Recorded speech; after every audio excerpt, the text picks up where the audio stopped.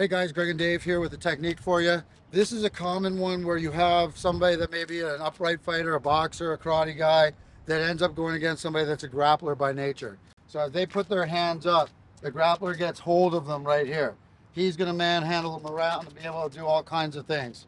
Now with this technique, I'm going to show you first the problem that a lot of people do. They try to force in, and somebody that's got grappling right here is going to probably have some good sense of where my power base is coming at. So if I try to go and push in, he can jam me quite easily, okay? If I'm a lot smaller than this person, I'm gonna have a lot of trouble going strength on strength with him. So the trick to this is to tuck in.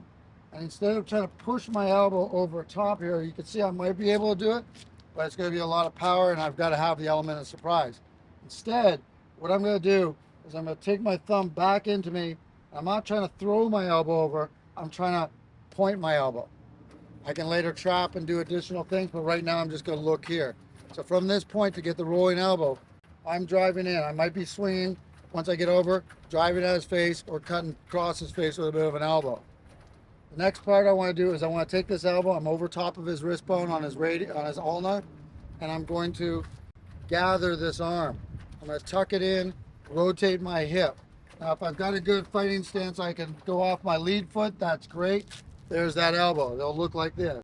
Here, here, boom. If he's really strong, okay, and he's holding, and I'm going here, I find a problem. All I do when I tuck this is I step back with my lead foot. That brings him off balance. There we go. And now I can step back in with the strike. I can step whichever way. If I go here, over, gather, strike. Now, this is just one position. If I'm now here and I trap, and I step in towards him, with my elbow aiming in between his chin and his shoulder right there, I get what's called a rhino. This is a very powerful effect, okay? When I go in, by the time I go in on here, he's already feeling the break in this wrist. If I go in and I go down with this on the gathering portion, he's gonna tell you, this is a very painful, very easy to break position. I'm bringing it into the shoulder, pointing, trapping the hand if I want it.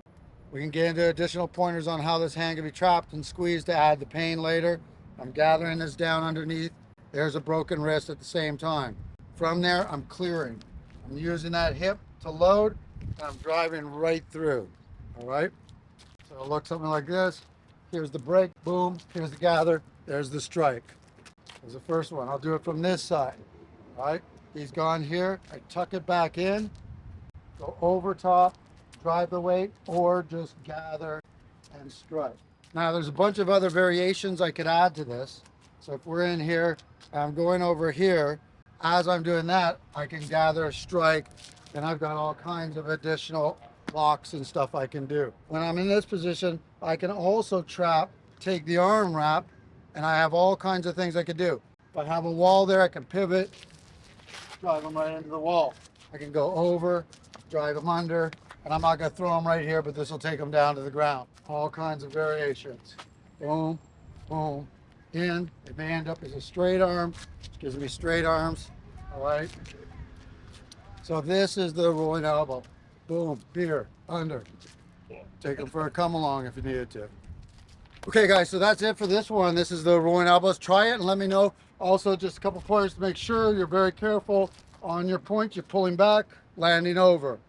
Be careful if you trap the hand and you move forward, you don't break his wrist or her wrist. As I'm going, you gather it under, there's the elbow, or as I'm going in, I gather under, go for the wrap, it could be a shoulder, elbow for more leverage, or if it gets up to the arm right here, you can take it for a straight arm, and then leg peg or whatever. All right, thanks guys.